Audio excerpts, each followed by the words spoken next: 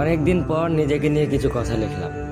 ধ্বংসের দিকে তাকিয়ে মুচকি হাসি দেওয়া অদ্ভুত মানুষ আমি।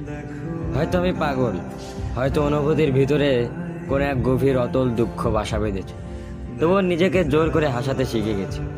যেদিন ভেতরটা একবারে ভেঙে গিয়েছিল, সেদিনও বাইরে থেকে এক চিলতে হাসি মুখে নিয়ে সবার সামনে দাঁড়িয়েছিলাম।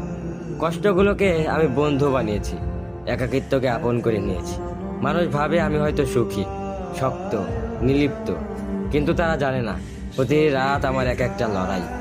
নিজেকে নিজেই বুঝিয়ে রাখি তুই ভালো আছিস, অথচ আমি জানি আমি ভালো নেই। ভেঙে যাচ্ছি প্রতিদিন একটু একটু করে, আর এই ধ্বংস হওয়াটাকে যেন ভালোবেসে ফেলেছি। আমি সেই মানুষ যে হার মানার আগে হাসে, কারণ জানি কান্না দেখিয়ে লাভ নেই। পৃথিবী শুধু শক্তদের মনে রাখে, দুর্বলদের নয়। তাই আমি অদ্ভুত, আমি অনুভূতির আগুনে পুড়ে যাওয়া নীরব যোদ্ধা। আমার জীবন কোনো সুখের গল্প নয়, এটা নিঃশব্দ বিপ্লব, যেখানে হাসির আড়ালে লুকানো থাকে হাজারো না বলা কথা, ভাঙা স্বপ্ন, হারিয়ে যাওয়া আমি।